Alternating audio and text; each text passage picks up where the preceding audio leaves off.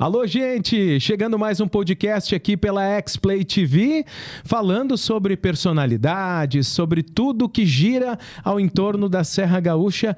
E hoje o nosso tema é cultura, exatamente. E recebendo um dos grandes expoentes, um cara que é um batalhador, um guerreiro por essa classe, por essa estrutura que sempre buscamos, sempre estar evoluindo. E, claro, toda essa cadeia produtiva da cultura de Caxias do Sul e da Serra Gaúcha, Ledaros. Seja muito bem-vindo aqui à X-Play TV, ao Alô Gente. Obrigado, é um prazer participar aqui do programa. Muito obrigado pelo convite, Portela. Esse é um programa que a gente conversa um pouquinho do histórico da pessoa que vem, até para as pessoas conhecerem um pouquinho melhor o Ledaros, além da bolha cultural, que o Lê, para quem não sabe, é muito conhecido na nossa área, tem uma jornada aí bem legal que a gente começa a falar então a partir de agora. Da onde que nasce o Ledaros, né? O Ledaros é de Caxias, é de outra cidade, é um imigrante, como é que é Não, essa trajetória? Sou caxiense da Gema. Opa! De que bairro aqui de Caxias? Bela Vista. Bela Vista, região leste da cidade. E, cara, eu já atuei em diversas áreas, né? Inclusive a minha formação é administração, né? Mas paralelamente a diversas atividades que eu tive, inclusive na área de ensino de inglês e tal, eu sempre tive atividades linkadas à área cultural, sempre, né? Assim, desde muito jovem, eu por exemplo, fui emancipado, né? Para você ter uma ideia, para poder abrir uma galeria de arte com a minha irmã. Que bacana, né? Que ano isso aí? Isso em, deixa eu ver, 90, se eu não me engano. Acho que 90. Poxa. Então, assim, realmente eu comecei muito, muito jovem, assim, a trabalhar nessa área e também pelo viés da música, né? Que é uma coisa que sempre foi muito forte na minha vida, né? Eu sou músico também. Passei já naquela fase de ter bandas, e ter várias bandas e tocar muito por aí e tal. Depois acabei montando um estúdio, tenho um estúdio em casa até hoje, um home studio. Que bacana. E tu toca multi-instrumentos? Tem algum que tu gosta mais? Eu brinco em vários instrumentos, mas eu toco melhor bateria e tal, né? Violão, componho também, faço produção. E desde 2008, eu comecei a me aventurar pela área do audiovisual, né? Que é uma área que eu entrei meio assim, sem querer, assim, né? Na época eu estava ainda divulgando meu segundo CD e tal, e acabei fazendo um argumento de um curta-metragem, assim, né? Meio na brincadeira, tal, porque eu sempre gostei muito de cinema, né? Sou apaixonado por cinema. E esse argumento foi cair na mão de uma produtora local aqui. O pessoal adorou a ideia, a gente, então vamos fazer, tal, aquela coisa toda. Comecei a trabalhar junto com a produtora em cima disso e a gente acabou realizando esse curta, né, que se chama Ilha das Janelas Fechadas. Olha só. E, cara, foi uma paixão, assim, que, né, me arrebatou, sabe? Eu participei ali das gravações, embora eu fosse roteirista, mas acompanhei as gravações, depois fiz a trilha sonora junto com um colega aqui da cidade, um outro músico. E participando de todo o processo, enfim, desde o começo ao fim, caiu uma ficha, assim, sabe? Então, eu quero trabalhar com isso.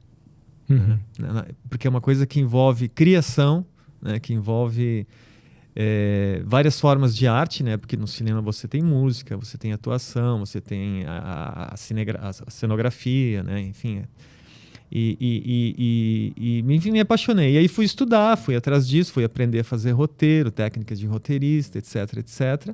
E desde então, eu estou trabalhando nessa área, né? Uma coisa que começou gradual e hoje em dia já praticamente full time em cima disso.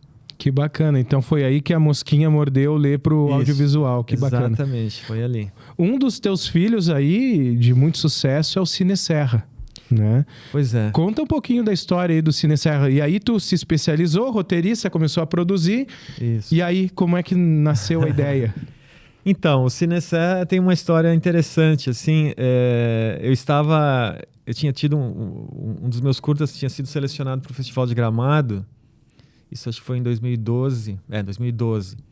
E eu estava lá, enfim, né, representando a cidade, era o único trabalho aqui da região, não só da cidade, mas da região. Uhum.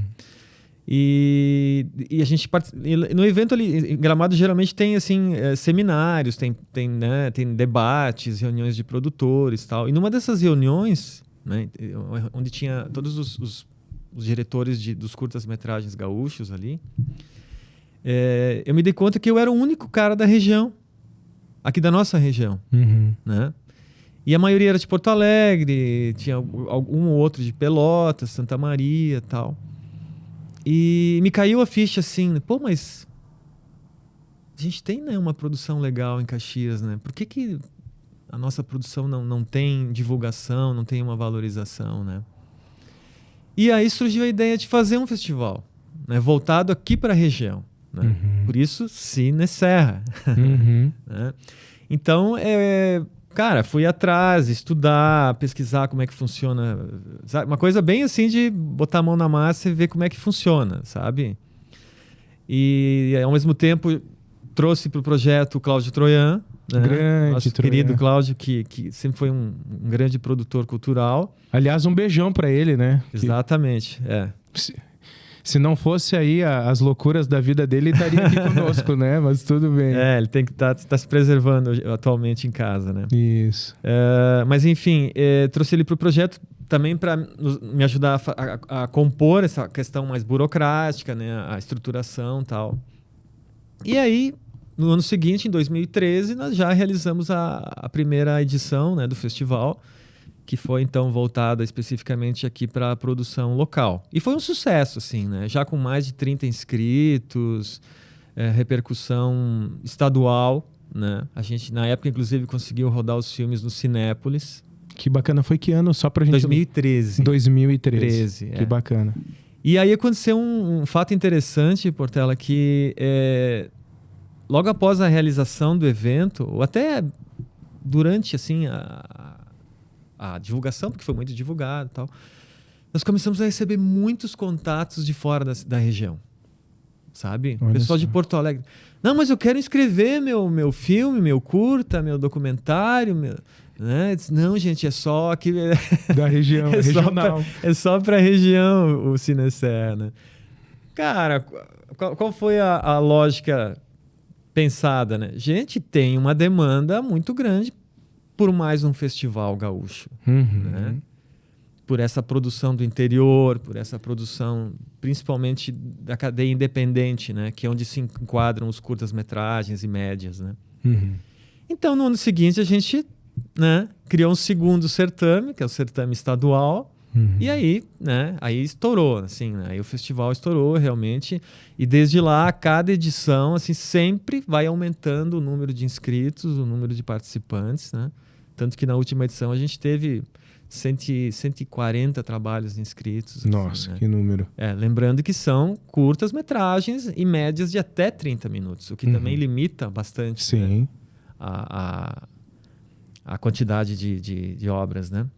Mas enfim, né, eu acho que o Cine Serra ele tem sido importante no sentido de agregar valor justamente para essa produção, porque muita gente que foi premiada no Cine Serra, assim, funcionou como uma espécie de uma alavanca, né, para a galera tentar voos mais altos, né, para buscar, inclusive, trabalhar em produtoras fora daqui, né? A gente tem inúmeros casos assim, né, que o pessoal nos falam que foi uma mola propulsora assim, né, para suas carreiras. E a ideia é essa, né? Porque quando você tem uma premiação, sempre é um estímulo a mais, né, Portela? Assim, pô, com certeza. vou concorrer, né? Pô, o cara ganha vários prêmios, tá aqui e tal, né? E a gente faz isso de uma forma muito profissional, assim, sempre com uma comissão de avaliação independente, né? Com pessoas da área que conhecem cinema, que conhecem audiovisual. Não somos nós que damos, né? Nós decidimos, né, quem vai ser premiado. Nós simplesmente organizamos e estruturamos o festival, né? Sim. E então é isso, né? Só que agora a gente o ano passado tivemos um ano complicado, não conseguimos realizar, né? Porque a gente não teve captação suficiente, né? E estamos na luta agora esse ano para ir buscar, enfim, recursos, né? Sim, é que teve também essa questão da pandemia, né? Todo mundo saiu fragilizado. Exato. Né? E aí um grande desafio agora da retomada. Sim. Nesse desafio aí de retomar, vamos falar de Cineserra também, mas vamos falar também de outras questões culturais, né? Houve aí também uma mudança de governo. No âmbito federal e estadual se manteve, mas no âmbito federal houve essa mudança. E aí eu queria te ouvir também sobre essa questão que é, vamos dizer assim, a principal pauta hoje do nosso bate-papo, que é o financiar a cultura. Como que hoje está esse espectro, né? Como que hoje os produtores podem se mobilizar com seus projetos para buscar esse financiamento público? É muito burocrático? Conta aí para nós um pouquinho. Bom, nós temos atualmente mecanismos de financiamento a nível municipal, estadual e federal, né? A nível federal, a gente sabe que o governo anterior, assim, de certa forma, criou algumas condições um pouco mais difíceis, assim, né, de se buscar financiamento e tal. Até porque, segundo o governo, dizia que tinha muitas coisas que tinham sido... muitos projetos mal resolvidos. Havia uma questão burocrática ali que acabou travando, né, esses mecanismos de financiamento federais. Tá? No último ano do governo anterior, começou a haver uma liberação maior de recursos, né? Começou a haver que eu diria isso, eu acho que essa é a palavra mesmo, assim, trazer de volta, né, esses mecanismos para o acesso dos produtores, né? E no estado aqui a gente teve um governo que sim, aqui sim no estado teve uma visão muito, muito abrangente de investimento em cultura, né? Tanto que o ano passado, por exemplo, né, o investimento foi muito grande, né? Foi recorde no estado aqui, né, de investimento em projetos culturais, teve vários editais em várias áreas, não só na área do audiovisual, mas em todos os segmentos da cultura, né? Inclusive, projeto meu foi contemplado, felizmente. Sim, ainda bem, né? Ainda bem.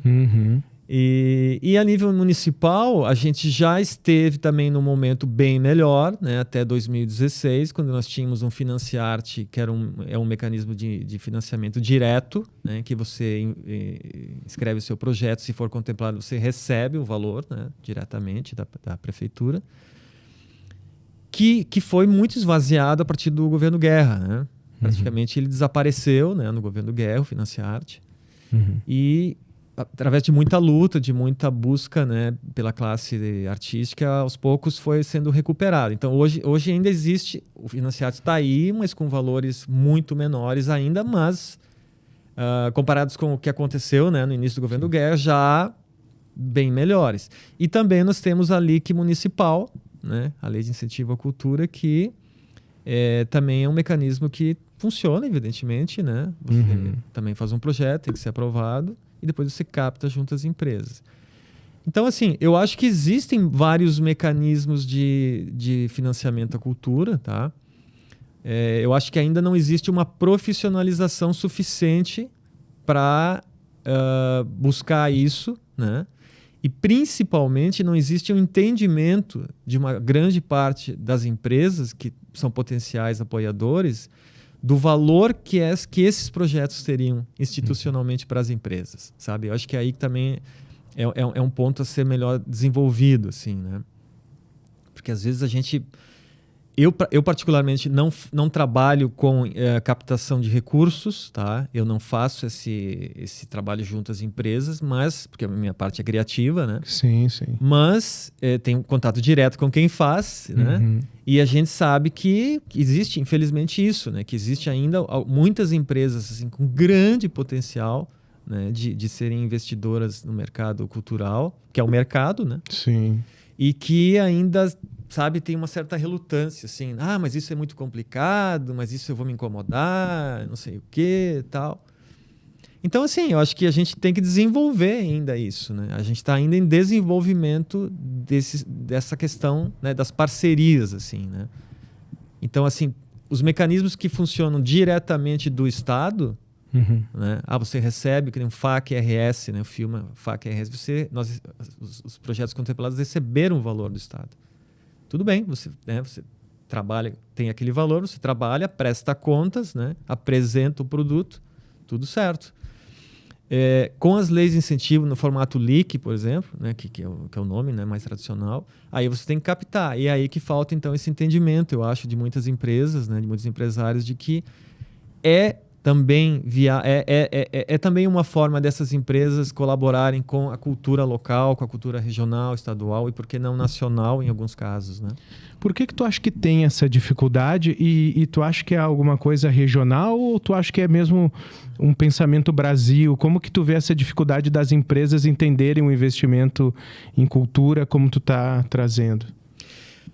Olha, eu não tenho assim conhecimento tão amplo a nível de Brasil para te dizer se esse problema é geral, assim, é um problema nacional, tá? Assim, eu acho que aqui eu conheço mais, posso falar pelo estado, né? Eu acho que aqui no estado a gente tem assim essa dificuldade, né? De até às vezes até de chegar na empresa, às vezes é difícil, né? O produtor, o captador, né, entra em contato com a empresa, na hora que ele fala disso, às vezes o assunto já é cortado na raiz, sabe? Não quero, não me interessa, sabe? Eu não sei assim te dizer o que está faltando. Talvez exista um entendimento que por parte de algumas empresas, alguns empresários, né? Que falou em cultura, falou em determinado segmento político, sabe? Uma mistura. Então existe às vezes uma mistura, assim, né? Porque evidentemente que há muitos artistas que têm um viés político determinado e que fazem propaganda desse viés político, às vezes até de uma forma agressiva, né? Sim. Uma militância. Uma militância, e que isso às vezes acaba gerando um certo incômodo, assim, né, para o empresariado, né? Porque geralmente, assim como tem muito artista vinculado à esquerda, tem muito empresariado vinculado mais à área da direita, né? Do espectro, falando do espectro político, né? Certo. Então, às vezes acontece isso também, né? De entendimento que eu não vou ajudar tal projeto porque o artista ou o produtor ou o diretor ou não sei quem tem um viés político diferente. Entendi. Né? Mas aí que tá, eu acho que tem que ter um amadurecimento disso, no sentido também, aliás, às vezes até do produtor cultural também, ou do artista, né, em última análise, de saber diferenciar, né, a sua preferência política, né, mas sem criar uma barreira, né, entre o outro segmento da sociedade, né, que tem uma visão mais à direita. Eu acho que a gente, independentemente das escolhas políticas que todo mundo tem todo o direito de ter, né, você sempre tem que respeitar o outro lado, né, quem pensa diferente de você, né, e trabalhar junto com isso, né, para trabalhar com essa pessoa no sentido de chegar a um senso comum e não se tornar um inimigo, né. Então, às vezes acontece isso, assim, tanto de um lado quanto de outro, mas principalmente no sentido de não conseguir, às vezes, você entrar numa parceria. Eu vejo que é por isso, assim, sabe? Às vezes acontece isso, né? Não, esse pessoal não quero papo com eles, né? Sim. Não, é uma pena, né? Porque tudo passa também pela comunicação, né? A forma que a gente se comunica e tudo passa pela comunicação. Nesse sentido, tem que vender uma ideia, né? Então, acho que também é um desafio para ambos os lados, um pouco de tolerância e principalmente de se permitir conhecer, né? Porque eu também sei também desse lado cultural que muitas vezes, não, mas essa empresa aqui, ela não condiz com a minha... E aí muitas coisas deixam de acontecer. E dentro desse espectro também há uma confusão no mercado, que eu queria te ouvir também sobre o que tu acha. sobre investimentos em cultura e entretenimento, que muitas vezes se confunde e vai todo mundo para o mesmo lado. São duas frentes importantes da comunidade, né? São linhas paralelas, mas que têm lá no final buscando resultados diferentes. Como é que tu também vê esse mercado cultura / entretenimento ou versus entretenimento? Olha, eu acho que são dois conceitos que se entrecruzam, assim, né? Eu acho que em muitos casos a produção cultural se transforma em entretenimento, né? Agora, nem sempre o entretenimento tem uma característica cultural. Às vezes o entretenimento é uma coisa muito superficial, né? Que não agrega, digamos assim, nada de significativo para a cultura de uma região, de um estado, enfim, né? Então, assim, eu acho que o meu foco particularmente é produzir cultura, né? No sentido de que tem um conteúdo significativo, né? Sabe? Eu acho que o diferencial é isso, porque entretenimento é uma palavra muito vaga, assim, né? Tanta coisa pode ser entretenimento, né? Daqui a pouco você faz um videozinho fazendo uma dancinha, né? A coisa que mais tem hoje, né? TikTok, né? Você chama isso de cultura? Não, para mim é um passatempo ali, né? Tem gente que passa o tempo vendo essas coisas, né? Entretenimento. Agora, a cultura é quando existe um estudo por trás, né, de uma obra, né? Quando existe você faz um documentário, você tem que estudar a fundo sobre aquele assunto que vai ser produzido, né? Entendeu? Você faz um filme, uma obra ficcional, você tem que desenvolver um personagem, tem que desenvolver uma narrativa. Então, é bem diferente de um livro, então nem se fala, né? E assim por diante, né? Nas diversas áreas da produção artística, né? Acho que toda a área cultural pode ser entretenimento. Né? Você se entretém com um livro, né? Você lê um livro e se diverte lendo um livro, você dá prazer, né? Agora, nem tudo que te dá prazer é cultura. Como eu acabei de dar o exemplo do TikTok, né? É que existem esses movimentos, né? E para as pessoas que não conhecem direito, às vezes acabam confundindo a questão, principalmente que a gente está falando de investimentos. Exato. E aí tem alguns movimentos, né, que se dizem culturais, mas até que ponto que é cultura popular, né? E até que ponto que é uma manifestação popular, né? E aí entra um outro ponto que eu quero te ouvir também. Esse desafio num país do tamanho do Brasil, que é continental e que é né? Ele é múltiplo, né? Na sua cultura e no seu desenvolvimento. Como é que tu vê essa questão? Porque eu era criança e ouvia dos professores a mesma coisa que eu estou te perguntando, né? Que é a questão da desigualdade social e a educação. Porque sem a educação a pessoa não vai conseguir distinguir que uma dancinha do TikTok não é cultura. É isso que eu queria te provocar um pouquinho. Quanto que tu acha que isso tem avançado? A gente tem conseguido avançar para educar a nossa população para isso? Ou é uma luta um pouco inglória? Eu acho uma luta inglória. Nesse ponto eu acho uma luta bastante inglória, porque eu estudo... Veja bem, o quanto de arte, história da arte, música, história da música, teatro, história do teatro e assim por diante é ensinado nas escolas? Quase nada. Quase nada. Entendeu? Quase nada. Então, o que acontece? Atualmente você tem aí uma geração que quase não assiste filmes. Há um ano atrás eu tive uma oportunidade fui convidado para dar aula sobre produção audiovisual num colégio aqui da região e acabei ficando um ano, quase um ano lá dando aula.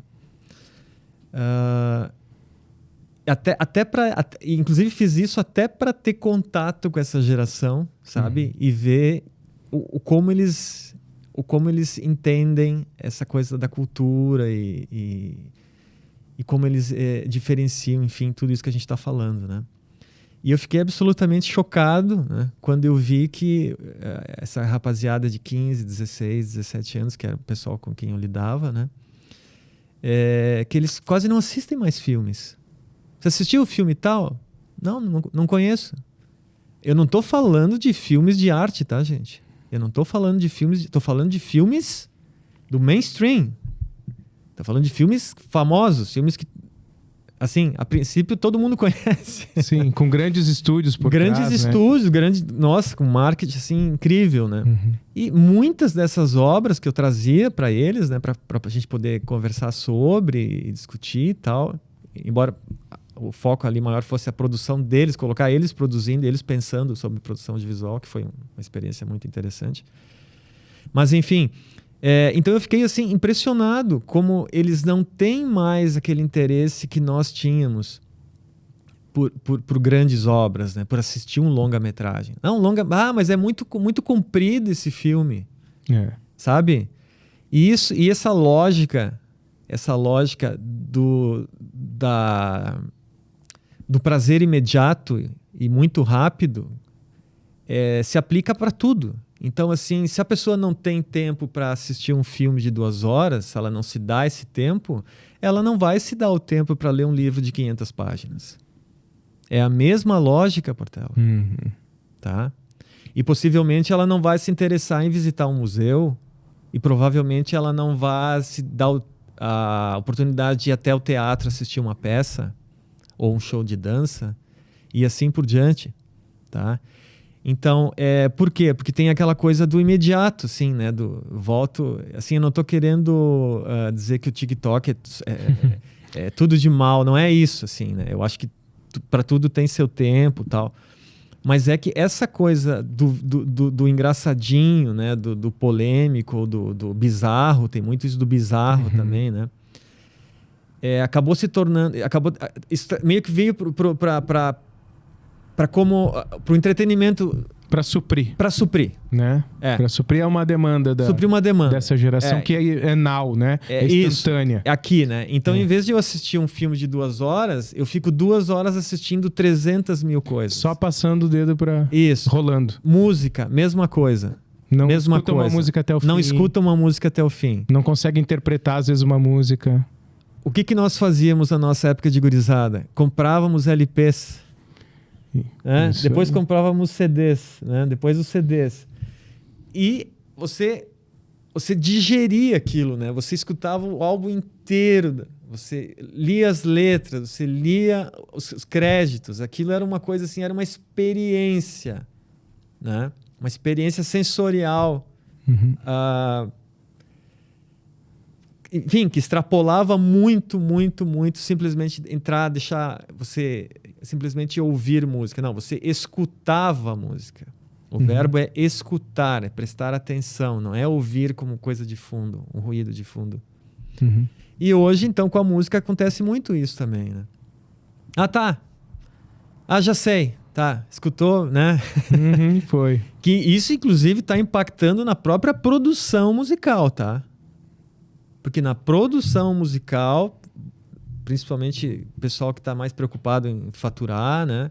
Evidente que tem uma produção artística musical muito forte, mas o que está vendendo, a música feita para vender, também tem isso. Então a música hoje em dia, a introdução se tem é muito curta, é AB, é um formato, né, de harmonia, né? Entrou uma parte, já entra no refrão, não tem um desenvolvimento nas músicas. Por quê? Porque tem que ser tudo instantâneo. Então, a gente vai falando... Bom, aqui daria para falar 2 horas só sobre isso, né? Sim. E o mercado que acabou mudando porque as pessoas mudaram a forma de consumir. Isso. Né? E é isso que aconteceu. E em qual momento que tu viu, assim, que essa experiência que tu estava trazendo, e até eu agrego, né? Eu lembro das fitas cassete, que a gente escutava no rádio um lançamento de uma música, a gente gravava, corria e passava a turma inteira para ouvir aquela música, né? E era uma experiência. Hoje a gente tem muita concorrência, além de rádios, além de outras mídias, né? Qual que foi o ponto que tu acredita, assim, que a gente não conseguiu mais dar essa experiência para as pessoas, falando da música, já que a gente está falando dessa vertente aí da cultura? Olha, Porque era um mercado, assim, pra gente que viveu, era um grande mercado. Era um mercado de uma experiência gigantesca. Por que essa grande experiência acabou morrendo, sabe? Não se perpetuou? Eu tenho a impressão que talvez pela facilidade de acesso, né? No momento que você não tem mais que investir na compra de uma peça, né? Que lhe traga um conjunto de músicas e tudo está disponível, a impressão assim que é visto como uma coisa descartável, sabe? Se eu não tive que investir naquilo, meu dinheiro não tem valor. E meu tempo não tem valor, sabe? Eu acho que de certa forma essas plataformas em que você se associa pagando uma taxa, tal como Spotify, por exemplo, é uma tentativa, né, de voltar a resgatar, a ter algum valor para você. Você tem que pagar alguma coisa para consumir aquilo, sabe? Eu acho até que é o que vem funcionando um pouco mais assim em termos atuais, né? De modelo de negócio. Porque tu tem a publicidade. Isso. Para tu ter o acesso gratuito, mas tu tem que consumir aquela publicidade. Não quero publicidade, então de algum lugar tem que dar sustentabilidade. Exatamente. Né? Então, porque a gente teve um momento ali na segunda metade dos anos 90 em que surgiram aqueles os primeiros, eu não me lembro como ele chamava aquilo, mas tinha sites ou algo assim que você baixava a música que queria. Napster, que foi teve o caso do Metallica, né? Teve uma situação ali. Que teve um momento, acho que durou isso uns 10 anos, 10, 15 anos, em que começo dos anos 2000. Você podia baixar o que quisesse. E não tinha como cobrar. Quer dizer, o artista não recebia nada. Então, qual é o estímulo para você desenvolver um trabalho profissional na música, se você não ganha nada? Né? As pessoas têm que... O músico tem que sobreviver como qualquer outro, né? Ele tem que pagar as suas contas. Então, para ele investir, né, num estúdio, gravar, fazer uma gravação de qualidade, comprar instrumentos de qualidade, ter uma estrutura de qualidade para produzir música de qualidade, ele vai ter que investir, não é isso? Então, se não tem nenhum recurso, se não vem dinheiro de lugar nenhum, por que eu vou fazer isso? Entende? Volto para bater o martelo, como a gente dizia nos bastidores, né? Exato. Então, aconteceu isso, sabe? No ramo da música. Nos últimos anos, em que uma série de, entre aspas, controles foram montados, né, junto com as grandes plataformas aí de YouTube e tal, em que é mais difícil você baixar a música, né? Tá se tentando recuperar isso, né? Você quer ver, então tudo bem, tá tudo aqui, mas você vai colaborar de alguma forma com isso, né? Então tem a questão do ad, né? Do advertisement ali que tem nos canais, por exemplo, no YouTube, né? Tudo bem, você não paga, mas assiste o comercial, que eu acho absolutamente correto, justo, né? Sim, justo, né? E nessas plataformas, então, de música, aí se você só quer música, não quer comercial, você paga. Pronto. Né? Mas eu acho que isso se expande para outras áreas, sabe? A gente estava falando inicialmente sobre a questão da educação, Sim. Né? Que não investe em educar as pessoas para entender sobre arte, falando num conceito mais amplo, né? Uhum. Eu acho que aí é o grande problema. Então, como os produtores culturais da cidade, do estado, do país, enfim, investem em produtos culturais, é porque eles estão, de certa forma, tentando preencher também essa lacuna, né? Você faz um documentário, por exemplo, falando sobre uma grande figura histórica da cidade. Essa figura histórica foi conhecida pelos estudantes. O que a gente estuda de história de Caxias do Sul? Voltamos no quase nada. Entende? A gente aprende muito pouco sobre isso na escola. Então, quando você faz um documentário que resgata, por exemplo, nós fizemos, né, o guardador de histórias, né, o João Espadari Adami, que resgata essa figura incrível que foi esse personagem, né? Um homem que, de uma forma diletante, ou seja, sem nenhum interesse de lucro pessoal, né? passou a vida toda resgatando documentos e anotando histórias sobre Caxias do Sul, sobre as origens da cidade, sobre como Caxias funcionava na época dele, né, porque ele é lá do início do século passado. E pouquíssima gente sabe disso, né? Então é um personagem riquíssimo que nós resgatamos ali. E se ele não existisse?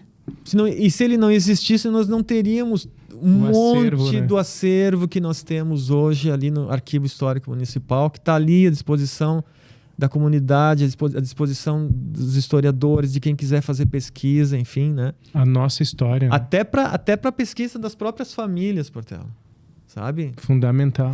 Para as pessoas saberem de onde elas vêm, parte disso está ali, sabe? E então esse filme, ele foi feito um valor super, meu Deus, irrisório, se a gente for, né, botar na planilha. Uhum. E tá ali, é uma obra que tá registrada e tá à disposição. Hoje tá no YouTube, tá no meu canal. Uhum. Quem quiser assistir, tá lá, Sossegado Filmes, o guardador de histórias. O canal é Sossegado Filmes. Sossegado Olha Filmes. Aí, então vale a pena aí pro pessoal acessar Sossegado Filmes. Isso é um exemplo. Sim, só um exemplo. Um exemplo. Né? Mas assim, conversando contigo, eu também estou refletindo aqui que a gente falou, né, uma missão em glória, né, da educação das pessoas, porque assim, isso não é eu que falo, né, alguns cientistas políticos falam, cientistas também sociais, que esse desinteresse da população, ele é um pouco da classe média para cima. Uhum. Porque a classe menos assistida, ela não tem essa história de classe, né? Ela não tem acesso, como ter acesso, né? E aí também é um outro abismo que nós vivemos aqui. Eu fui para a Suíça o ano passado e foi minha primeira experiência lá na Europa. Pela França também passei, mas na Suíça me chamou muita atenção a organização das pessoas nas coisas pequenas do dia a dia e que não são difíceis para a gente no dia a dia também ter esse mesmo comportamento. E a gente vê uma riqueza cultural, os prédios mantidos, né? Uma arquitetura homogênea, mas que também a gente vê a evolução das coisas, né? E a gente entende que num país como o Brasil, que tem dificuldades financeiras, isso vai lá para a última linha se aparece no relatório, né? A gente ainda não encontrou a resposta, né, para isso ainda, Lê, né, para essa desigualdade social tão grande, né? A gente tem alguns indícios, mas queria finalizar o podcast, te ouvir. Por que tu ainda acredita na cultura?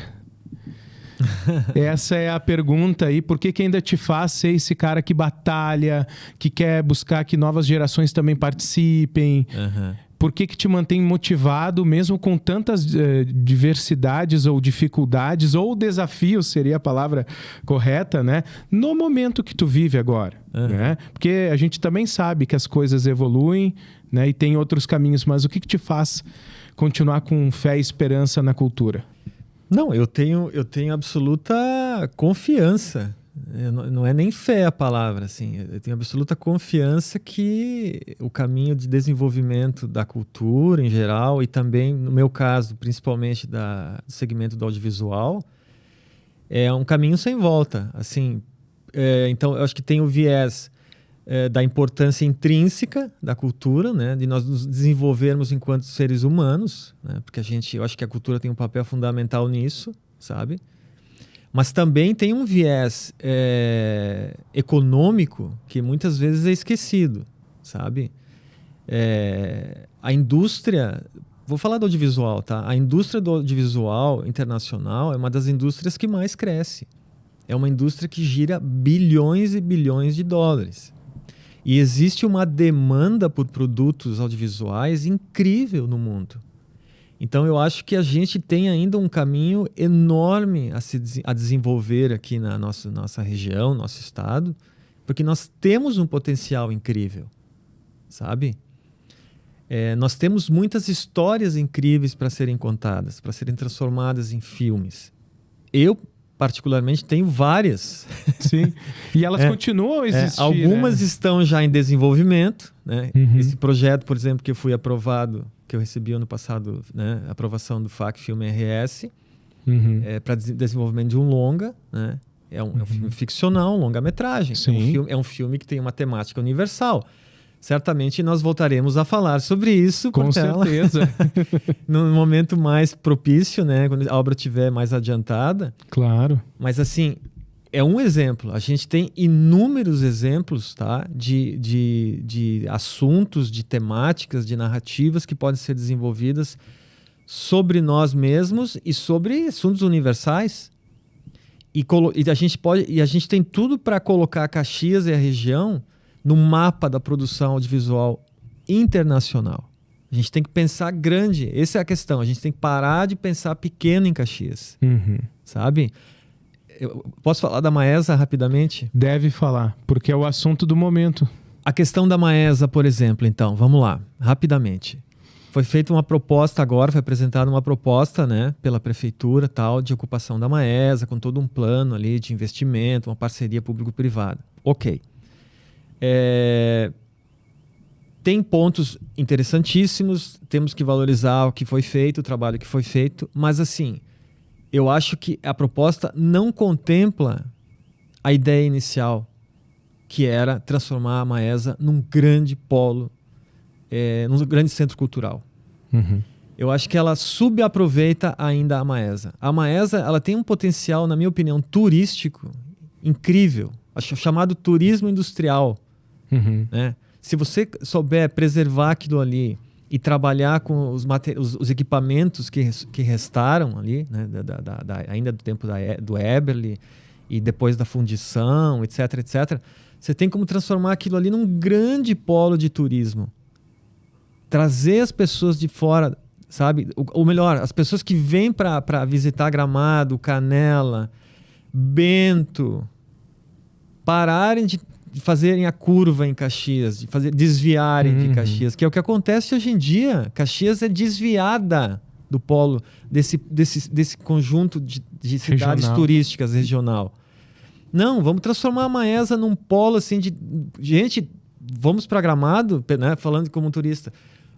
Temos que passar a conhecer esse centro, esse complexo industrial que está ali transformado num grande museu, num grande, sabe, numa área de o pessoal entender como é que era, por exemplo, um complexo metalúrgico dos anos 40. Onde é que existe isso no Brasil, preservado, aberto à exposição, sabe? Então, assim, se a gente não focar nisso, né, porque ali tem a proposta ali é muito comércio, salinha comercial, sabe? Até 2 hotéis foi falado no projeto de colocar hotéis ali dentro. Eu sei que tem a questão da viabilização econômica, mas se a gente não pensar grande, como eu disse antes, não, vamos transformar a Maesa num polo de atração turística nacional, não só pensar para as pessoas daqui, né? Não vai ter sustentabilidade se a Maesa simplesmente se transformar num local para as pessoas de Caxias visitarem. Sim, consumo interno. Consumo interno. Tem que buscar transformar num grande polo atrativo de atração turística. E para isso, qual é o foco? A manutenção das estruturas. Tem toda uma questão ali de... Inclusive, a Maesa pode ser, já falei isso em outros momentos, ela pode... Uma parte dela, porque é tão grande, né, Portela? Uma parte dela, por que não é transformada numa espécie de uma cidade cenográfica? Imagina... Que lindo. Imagina você utilizar aquilo para fazer filmagens. Né? Certamente viriam produtoras de São Paulo, Rio e outros lugares para filmar aqui. Com certeza. Uma grande locação. Uma grande locação. No momento que você transforma aquele local numa locação de filmes, esses filmes vão ser rodados aqui, vão ser exibidos em N lugares. Sabe-se lá no mundo, até todo, por que não? Eu tenho que conhecer onde foi gravado o filme e tal. Isso aí. Entende? Você gira, é uma roda. Sim. Que só gira para frente. Né? Que gera uma bola de neve positiva. Sim. Existe essa figura, bola de neve positiva? Olha, de repente, não sei se né? existe, Teria que dar uma refletida, né? Mas enfim, né? Eu acho que, sabe, e eu acho que a proposta atual não contempla isso. Sabe? Sim. Então acho que tem que ser a gente tem que ter uma discussão muito grande aí para se achar esses pontos assim de buscar trazer de volta, né, esse foco, né, como centro cultural, como centro até de produção artística e ter esse viés também de turismo muito mais forte do que tem. Aquela região da Maesa, aproveitando o gancho, a gente ainda tem um tempinho, ela pode ter ao entorno todo esse movimento que se quer fazer dentro, né? Para que aquilo que realmente seja algo diferencial. Porque senão vai ser mais do mesmo. Se for, eu ouvi a palavra um shopping center, ser o segundo maior shopping center. Nem o primeiro, né? É para ser o segundo maior shopping center da cidade. Aí, realmente, a gente está rasgando uma oportunidade gigantesca, né? Mas tem que seguir, como diz o gaúcho, o baile, né? A gente tem que continuar discutindo, conversando, entendendo, porque também não adianta a gente chegar sem argumentos. Aí que entra um trabalho de um pessoal que tu está representando dentro do Conselho Municipal da Cultura, que é importante. E aí a discussão das coisas. Não aquela coisa assim, não, vai ser dessa forma. Não, tem que pensar a curto prazo. Como é que você viabiliza a curto prazo? Médio prazo, para onde que a gente quer ir? Longo prazo, como é que vai estar isso aqui daqui 10 anos? Né? E não pode ser assim. Aqui a gente sabe que esse assunto já faz um bom tempo que está na pauta, né? E agora a gente está num nível de ansiedade, no meu ponto de vista, extremamente crítico. Todo mundo quer ver logo a Maesa funcionar. Isso, só que ela precisa funcionar a favor da população. Né? Não, existe sim essa ansiedade, existe essa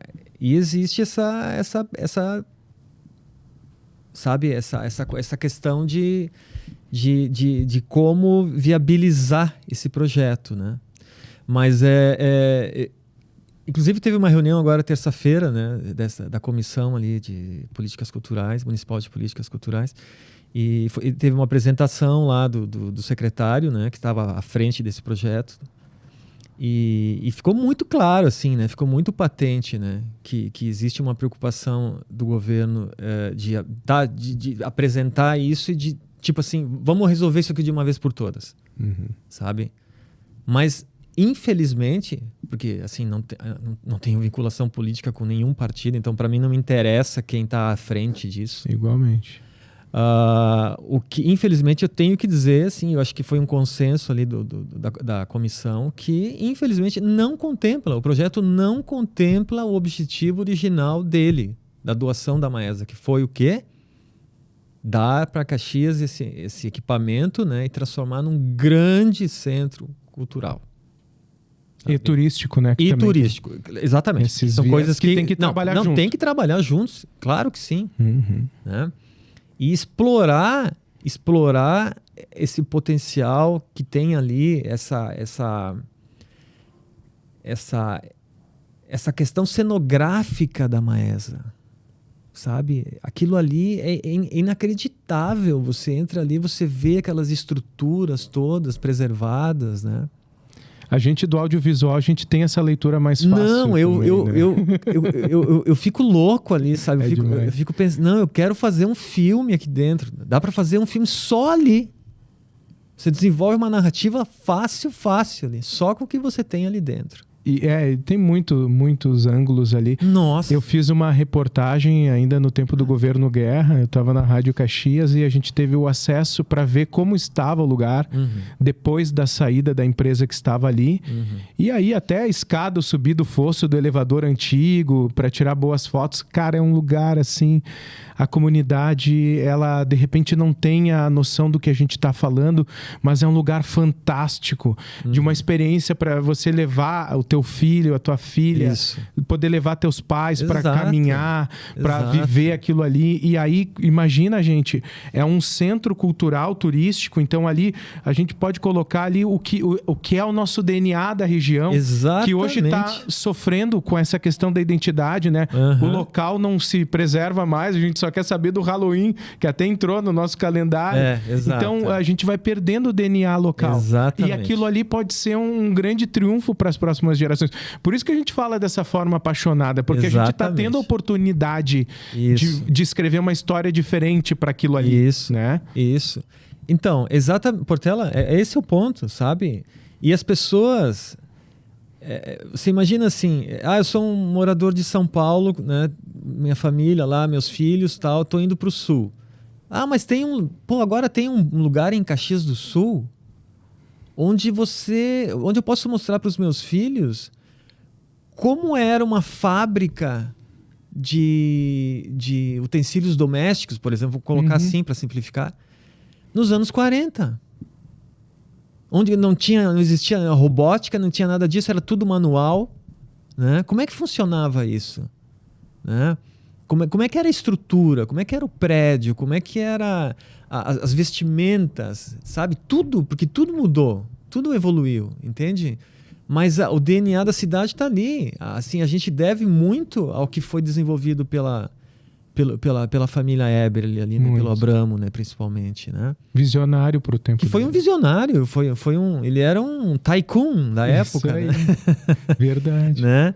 E se a gente não valorizar o que está ali, né? O que ainda foi preservado, isso aos pouquinhos, sabe? Mas quem sabe abre mais um espaço aqui para botar mais uma loja de departamentos. Ou encher de secretarias, que eu já ouvi também. Outra coisa também, sabe? Então vamos ocupar com secretarias de governo. Para não gastar dinheiro público com locação de... Mas eu acho que daí a gente mistura, né, as coisas. Perde a essência. Eu acho até que... Assim, eu não sou contra, sabe? Ter uma área reservada para essas secretarias. Acho que porque é tão grande, Portela, que eu acho que espaço, cabe. Tem espaço.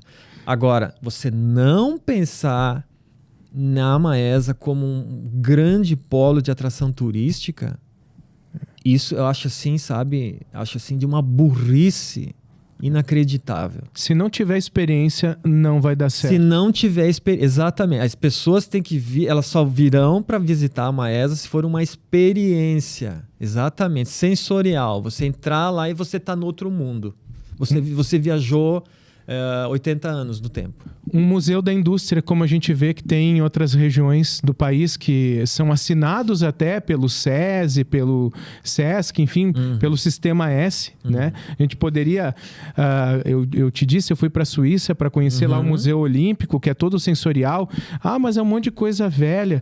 Não, mas a forma que eles trouxeram o passado é sensorial, sabe? Tu toca num lugar e projeta a primeira tocha olímpica, sabe? Então, trazer essa experiência, daí você sai de lá, daí tem a gastronomia da Suíça, tem o chocolate lá te esperando. Então, é isso que a gente quer trazer para Maesa. Isso. É a pessoa entrar lá e conhecer a história. Óbvio, gente, tecnologicamente, né? Claro. A gente não vai botar do jeito que está. A gente vai preparar um museu. Museu digital, tecnológico. Como tu disse, que seja referência não só para nós, não só para o Brasil, mas para o mundo. Ali foi uma fábrica também de munição. Então, tem várias histórias ali por trás. E aí tu pode, daqui a pouco, sair desse museu e ali ter o comércio local. Exato. Mas eu poder comer, por exemplo, um pão com salame ou com uma chimia. Não, tudo soma. Né? Então, tudo é experiência. Soma. Tudo soma. É experiência. Você ter contato com a nossa cultura aqui, principalmente no sentido... Se você somar essa experiência da indústria, né, da produção industrial que está representada ali, junto com a característica da agricultura, da nossa agricultura, do colono, né, dos produtos coloniais, olha a soma que dá isso, entendeu? Então você... E essa coisa que você falou, assim, da gente também desenvolver essa interface entre o antigo e o novo, através de filmes, através de totens, isso é uma coisa muito básica, entendeu? É muito básico de desenvolver isso. É só a gente sentar e se propor a fazer. Agora, não, eu vou passar para a iniciativa privada para ela alugar para salinhas de comércio. Não, né? Não, difícil. Aí vai cair de novo no mesmo. É mais do mesmo. Tem que ser uma coisa diferente. Tem que ser o foco tem que ser isso. Você entrar lá e você sabe, meu Deus, o que é isso?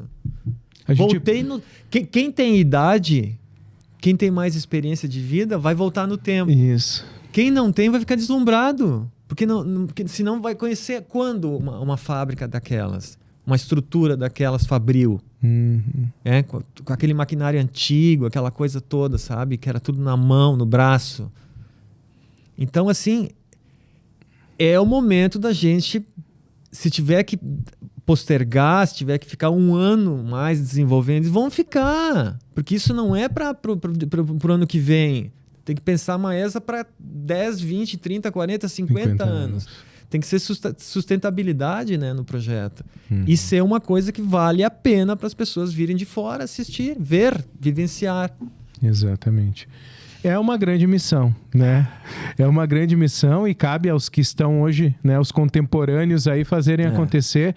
Desejo para ti uma boa sorte aí nessa missão. Para nós, né, Portela? Você faz parte do grupo, estamos juntos, né? Estamos juntos, mas é importante a gente pensar nas coisas para frente, né? Muito obrigado pela tua companhia aqui, pelo bate-papo que foi sensacional. Obrigado. Acho que já dava uns 2 podcasts, né, Moré? Já vamos marcar o próximo aí. Mas assim, Lê, muito obrigado. Cara, conta com essa casa aqui também para divulgar os teus trabalhos. Muito obrigado. Divulgar aí o nosso meio aí audiovisual que carece, né, dessa atenção de espaços. A X-Play é uma empresa que investe e hoje tu pôde ver, né, para ser a casa também dessas produções, para a gente poder também pensar grande, né? Isso. Poxa, ser uma plataforma regional? Não, a gente quer ser uma plataforma internacional de coisas que são produzidas aqui. Perfeito. E fazer uma grande troca, né? Se fosse pensar pequeno, não existiria hoje a Bollywood que fatura muito e muito lá na Índia, né? Exato. Então pensar em mercados diferentes. Como tu pensou lá na questão, pô, Gramado é um polo, mas por que Caxias, que está tão perto, também não tem representatividade? Então, conte com a gente. Muito obrigado. Parabéns para vocês também pela estrutura que vocês montaram aqui, tá? Eu acho que a empresa só tem a crescer, tem tudo para estourar. Tomara que aconteça isso, porque assim, a gente vai certamente fazer parte disso no sentido de trazer, né, conteúdo. Claro. Sabe? Eu sou um produtor de conteúdo. Né? Sim. Então, assim, a gente tem um canal que nem vocês aqui, com toda a infraestrutura que tem aqui, com esse mindset, como falou o Vergani, né? Eu acho que é isso mesmo, sabe? É isso, é daqui para mais, assim, né? É para expansão, né? A gente só tem que continuar. Isso aí. Continuar e fazer cada vez coisas melhores, assim, né? Ter produtos melhores e ter uma estrutura de divulgação melhor. É isso, sabe? Obrigado pelo convite. Valeu, Lê. Quem nos assistiu já sabe, compartilha aí um grande bate-papo, a gente falando de vários assuntos, né? Uns mais polêmicos, outros nem tanto. Então, você já sabe, aqui na X-Play TV, compartilhe e a gente volta aí para falar de mais coisas da nossa cidade e da nossa região. Muito obrigado e até a próxima.